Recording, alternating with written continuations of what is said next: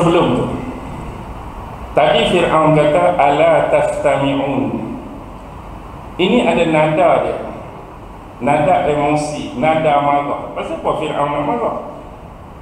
Satu, mungkin dia tertekan kerana dia tak boleh bagi hujah, dia tak boleh bagi jawapan. Tapi lihat sebelum tu, in kuntum muqinin, sekiranya kamu semua nak yakin, sekiranya kamu semua nak percaya dengan apa yang aku sebut tentang Tuhan yang sebenar. Kalau tuan-tuan baca daripada awal, ini adalah perdebatan antara Musa dengan Fir'aun, one by one, face to face, live. Asalnya seorang, ini jawab, ini jawab, ini jawab, ini jawab. Tiba-tiba ayat in kuntum muqinin tu apa jadi? Tuhan aku tadi pencipta 7 petala langit dan bumi dan apa yang berada di antara keduanya. Kalaulah pernyataan ini khusus untuk Fir'aun seorang, face to face, one by one, dia akan guna kalimah apa? In kunta. Tapi di sini in kunta ke in kuntum? In kuntum. Gambaran ini seolah-olah Nabi Musa menyeret dan mengajak crowd yang ada, orang yang ada masuk sekali untuk menilai isu yang sedang diperdebatkan. Patut jawab dengan Fir'aun dah. Tapi in kuntum mukminin, kalau hampa semua nak yakin hak aku habaq, kalau hampa semua nak percaya hak aku habaq. Bila Nabi Musa heret, masukkan crowd, masukkan penonton, masukkan orang ramai sekali, Fir'aun pula tak boleh nak jawab, Fir'aun pula tak ada hujah. Ala tastami'un, ni dia duk merepek apa ni? Hampa tak tahu ke? Hampa duk anggap aku sebagai Tuhan, dia mari duk cerita pasal Tuhan mana ni. Dia nak marah dah tu. Bila nak marah, kawan ni pun bagi lagi dalil akli anfusi. Sebenarnya ini adalah tujuan berdakwah, tujuan mengajak mereka kembali ke jalan yang sebenar. Kenapa Nabi Musa sebut macam tu? Kerana nak habaq, sebenarnya apa yang dilalui oleh bapak-bapak kamu, nenek-nenek moyang kamu sebelum ni adalah salah dalam beragama, silap dalam bertuhan. Jadi hak lepas tu lepaslah. Tapi nak habaq hari ni, sebenarnya Tuhan yang aku sebut ni, sebenarnya itulah Tuhan nenek moyang kamu sebelum ni pun hak tu, dan hari ni mereka juga, kita semua juga adalah bertuhankan kepada Tuhan yang sama, bukannya Fir'aun. Sebenarnya dakwah dan seruan ni nak mengajak kepada perubahan. Hak kamu duk sembah Fir'aun tu salah, hak kamu duk sembah Fir'aun tu sesat, hak kamu duk sembah Fir'aun tu seleweng. Tapi ni kena sembah Tuhan yang ni. Dialah Tuhan kamu hari ni, dialah Tuhan nenek moyang kamu sebelum. Sudah. Agak-agak Fir'aun nak jawab ke mana? Fir'aun jawab, tak ada hujah, tak ada dalil pun dia jawab. Apa jawab dia? Qala inna rasulakum alladhi ursila ilaikum lamajnun. Sesungguhnya rasul kamu yang diutuskan kepada kamu lamajnun, sebenarnya adalah orang gila. Dia tuduh Nabi Musa gila pula. Dia tak dia jawab dah. Jadi ni bentuk apa? Dalam istilah psikologi ni disebut assassination character. Apa dia assassination character? Membunuh kepribadian baik seseorang. Sebab itulah dalam Quran ni banyak sisi persamaan dakwah Nabi Musa dengan dakwah Nabi Muhammad. Nabi Muhammad pun kena assassination character, tuduhan dan labelan yang memang tidak ada pada peribadi dan batang tubuh Nabi. Apa benda hak Nabi tak kena masa zaman duduk dengan musyrikin Mekah? Nabi dituduh ahli sihir, tuduhan semata-mata. Nabi dituduh gila perempuan, bernafsu tinggi terhadap perempuan sebab bini ramai, tuduhan semata-mata. Nabi ini ahli syair, tuduhan semata-mata. Nabi tu, Nabi ni, Nabi gila, Nabi kena rasuk dengan jin. Semua labelan dan tuduhan untuk mematikan sifat mulia yang ada pada diri Nabi. Tujuan assassination character ni nak membunuh peribadi Nabi supaya apa yang Nabi cakap orang tak mau dengar, supaya Nabi cakap orang tak mau ikut, supaya Nabi cakap, orang menjauhkan diri daripada Nabi dengan menggunakan taktik tuduh dan label orang ni macam tak boleh pakai tu, jangan hang duk dengar, tak berguna langsung tu, tak ilmiah langsung. Tujuan tuduhan-tuduhan macam tu nak suruh orang jauhkan diri daripada individu yang dilabel dan dituduh. Kerana apa? Kerana Nabi Musa memberikan hujah, dalil akli. Tuan-tuan, dalil akli ni apa? Dalil akli ialah dalil yang mampu dicerna dan diresap oleh mereka yang mempunyai akal yang baik dan sempurna. Dalil akal ni bila disebut dalil tu, semua orang yang ada akal, bukan hak gila, bukan hak sewe, orang hak sempurna akal dia bila dengar tu boleh yakin, boleh percaya. Dan dalil akli ni dia selaras dengan naluri dan fitrah yang Allah bagi sama pada setiap manusia. Maksudnya benda tu benda yang akal boleh terima, akal boleh cerna. Jadi bila bagi semua benda-benda tu, Fir'aun pula tak boleh jawab, maka tak ada benda lain, dia bagi labelan, dia bagi tuduhan. Tu pun dia guna ayat sindir lagi tu, sesungguhnya Rasul kamu. Dia guna perkataan Rasul sebab kawan ni sebut siapa dia? Rasul. Kalau dia nak buat ayat biasa ni, Musa ni bukan orang ni bukan siuman, Musa ni orang gila, Harun pun lebih kurang orang gila. Tapi dia nak guna juga sindiran sebab kawan tu mari tadi, kami berdua utusan Allah. Sesungguhnya Rasul kamu yang diutuskan pada kamu ni tak apa nak betul. Orang gila, sakit mental mudah. Baik tuan-tuan, tuduhan tetaplah sebagai tuduhan, labelan tetaplah sebagai labelan. Cuba kita bayangkan kita berada pada situasi yang sama. Kalaulah kita punya rasa sedikit keyakinan, ada logik, ada rasional pada apa yang disebutkan oleh Nabi Musa berkaitan dengan Tuhan, agak-agak pada masa tu siapa yang berani menyatakan logik? Siapa yang berani menyatakan lagi kuat hujah ni di hadapan sifat Fir'aun yang kita kenal? Contoh, tuan-tuan boleh nampak tak? Sekarang ni Fir'aun ni orang anggap dia Tuhan. Cakap dia tak boleh bantah, cakap dia tak boleh sailang, cakap dia tak boleh bangkang. Tiba-tiba kita hadut dengar tu berasa Fir'aun bukan jawab pun, duk main helak-helak. Bangun kita seorang, kalau ikut saya lah, banding hujah Fir'aun pemimpin kita ni dengan Nabi Musa, memang kuat Musa, Nabi Musa jauh. Agak-agak siapa berani bangun sebut depan bangun macam tu? Maksudnya cari penyakit. Kalau ada yang bangun menyokong, kalau dalam hati pun kalau kira tu lepeh dah Fir'aun ni, tapi tak ada siapa berani menyatakan demikian. Dan tuan-tuan kena ingat, pertuduhan dan pelabelan sebagai gila ni bukan orang awam, bukan netizen yang tuduh. Siapa yang tuduh? Orang yang mengaku Tuhan, yang kita kata ada supreme, kuasa yang sebesar-besar kuasa duk tangan dia.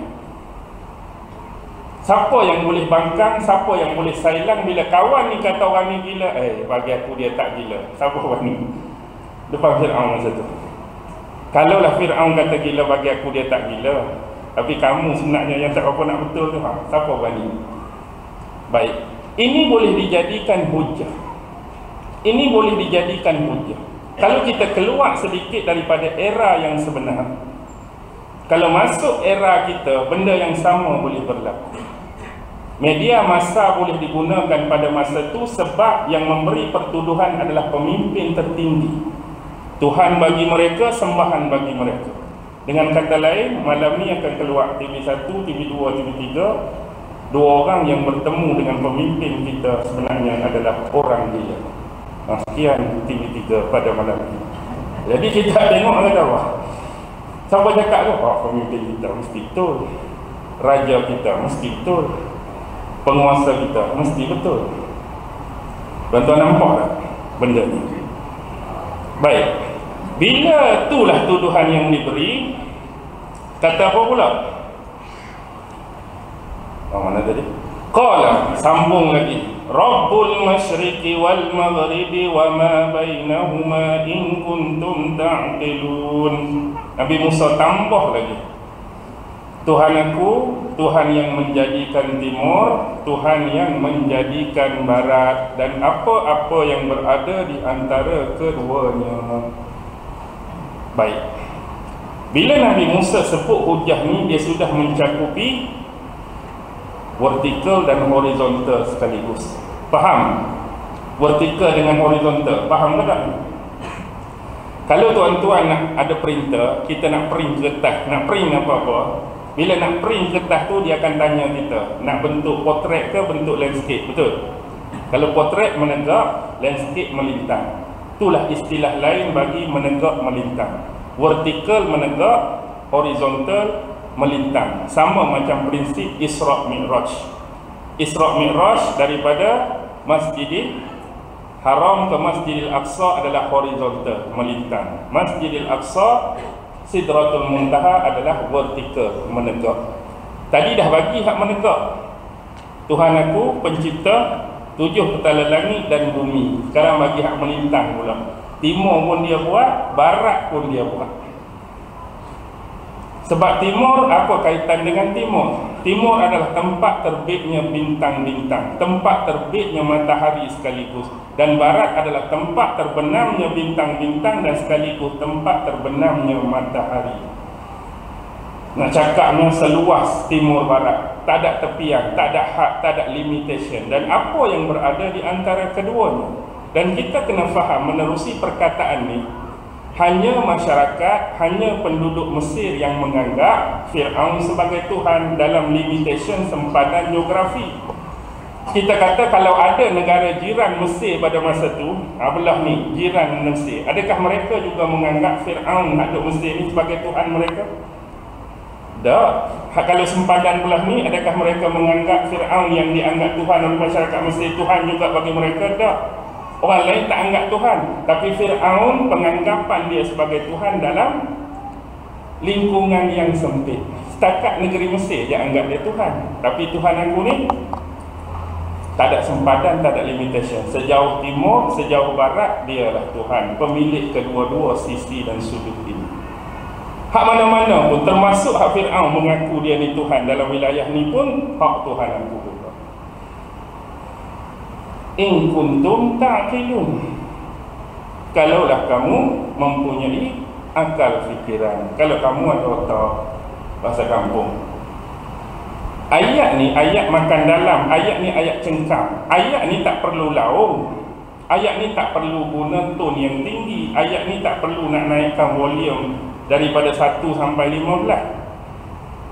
Ayat ni kalau reti guna selembut-lembut dan seperlahan, dia akan makan semua. In kuntum ta'qilun, sekiranya kamu berakal. Bahasa kampung, sekiranya kamu ada akal, sekiranya kamu ada otak. Cuba kita sebut slow-slow. On tu Fir'aun dah. Tuhan aku ni pemilik timur dan pemilik barat. Dan Tuhan aku juga pemilik antara keduanya, timur dan barat. Turun kalau hang ada otak lah. Slow ya. Dan kita cakap apa pun selain pada benda ni, kat kawan-kawan kita pun kita sebut bla bla bla, gedebuk-gedebak belakang tu kalau hang ada otak lah. Kita sebut lagu tu apa orang kenal? Hai makan dalam tu. Hai ingat aku sangat ke? Hai ingat aku bebal sangat ke sampai guna kalau hang ada otak? Nak suruh buka, nak suruh berfikir. Di mana lagi kebenaran dakwaan kamu kalau kamu tak boleh nak challenge, tak boleh nak cabar semua sifat-sifat Tuhan sebenar yang aku sebut ni? Alah, sekali tak boleh buat apa. Hujah rasional dah dibagi, hujah logik dah dibagi, hujah yang tidak dapat disangka dibagi. Lalu apa Fir'aun kata? La in ittakhazta ilahan ghairi, sekiranya kamu mengambil atau menjadikan Tuhan lain selain daripada diri aku. Ni lebih pada ubutan ni.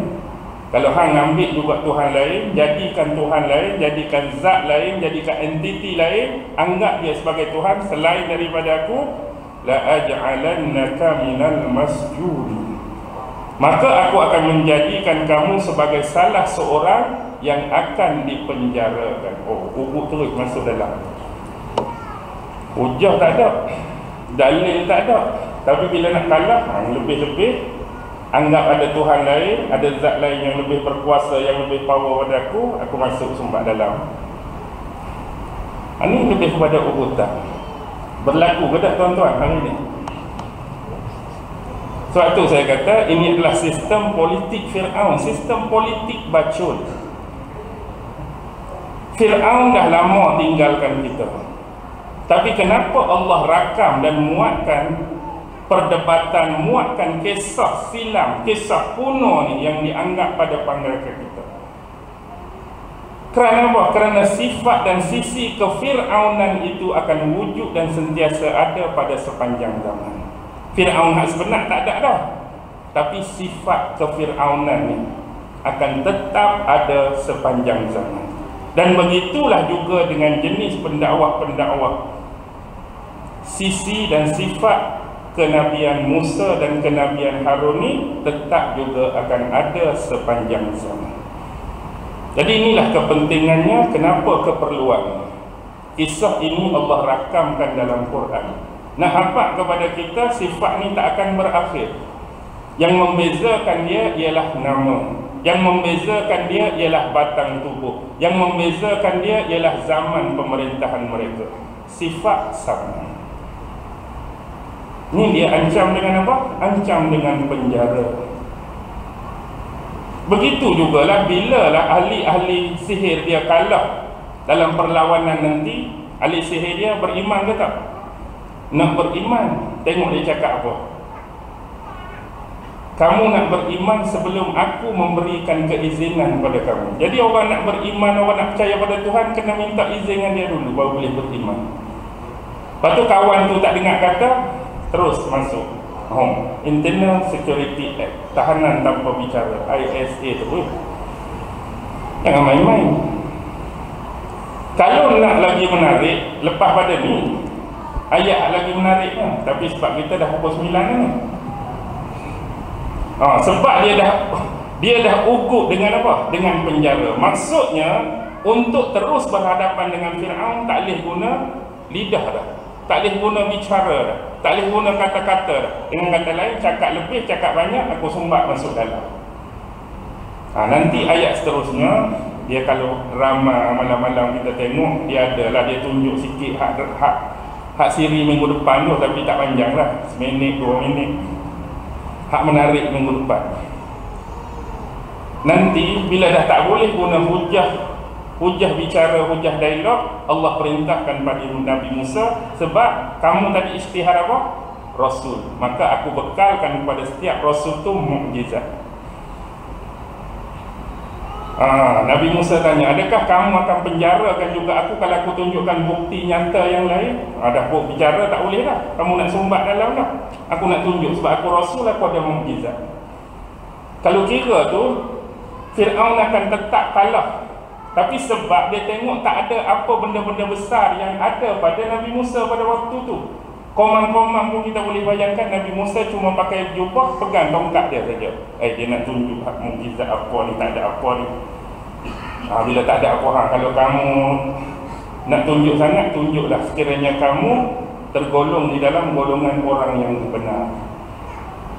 Ni action punya cakap ni, dia kalah dah sebenarnya. Biasanya ni banyak berlaku pada kita hari ni. Dia kalah hujah, dia kalah debat, tapi dia akan guna ayat macam ni. Kalau hang rasa hang betul, hang tunjuk lah. Padahal dia tu kalah dah. Begitu juga Fir'aun tuju pada Nabi Musa. Datangkan benda yang kamu keterangan tu, sekiranya kamu orang yang benar. Padahal memanglah Nabi Musa benar dah. Lempar tongkat lah jadi ular, tangan apa semua. Fir'aun takut tak? Bukan kata orang ramai tu takut, Fir'aun pun takut. Tengok, Allah telah mengalihkan rasa takut manusia terhadap Fir'aun sebelum ni, dan Allah telah alih rasa takut tu manusia terhadap apa? Ular yang berada di hadapan Nabi Musa. Allah dah cabut rasa takut orang terhadap Fir'aun, Allah alihkan itu. Fir'aun sendiri pun takut. Ular tu berbeza ketika praktikal bila atas bukit Tursina tu, ular tu tak berapa besar, jadi ular juga tak besar. Ni lagi besar. Dan dia jadi faiza hiya su'banun mubin. Bila sebut faiza, lempak tu tiba-tiba auto jadi ulat terus. Bila Allah guna faiza, dia bukan kata lempak tongkat, kepala tongkat dulu jadi ulat, tubuh tu kayu lagi, tak. Dia tak jadi sikit-sikit, tak hujung baru jadi ulat penuh. Faiza ni pak lempak bro ulat terus. Tak ada kata sikit-sikit. Kalau Atromintaro tu lain. Atromintaro dia pakai spek tu jadi sikit lagu tu. Ni nak kena maki pula tu. Pandai-pandai hujung-hujung nak habis dah padahal ni. Keluar Atromintaro kena pula. Tapi nak suruh tuan-tuan faham lah tu. Nak suruh tuan-tuan faham. Baik, lepas pada tu Fir'aun guna hujah apa? Dia gunalah hujah-hujah lain pula. Dia kata okey, tak apa tu, kita tangguhkan dulu urusan dia. Dia ingat dia boleh menang. Jadi dia tanya pendapat siapa? Pendapat pembesar-pembesar dia. Kita nak buat lagu mana? Tangguh dulu. Kita utuskan orang-orang pergi cari ahli sihir, kita kumpulkan, tetapkan satu waktu, satu hari, satu masa, kita berlawan. Lepas tu orang-orang pula mestilah siapa suruh kumpul ni? Tuhan kita lah, pemimpin kita Fir'aun. Mesti semua nak. Kalau menang agak-agak dalam kepala dapat apa? Macam-macam lah. Datuk ke apa ke, level ke, jumlah duit apa sekian. Kalau kita menang, maksudnya dalam bahasa yang mudah, dia cari cyber terupa dia. Kumpulkan cyber terupa kita akan lawan dua orang ni. Lepas tu dia guna pula hujah kenyataan dia. Sesungguhnya dia akan menggunakan sihir dia ni untuk mengusir kamu keluar daripada tanah air kamu sendiri dengan sihir dia. Ini ucapan Fir'aun. Ucapan Fir'aun ni berbau apa? Berbau nasionalisme, berbau kenegaraan, semangat patriotik. Seolah-olah Nabi Musa ni dituduh dianggap sebagai terorisme.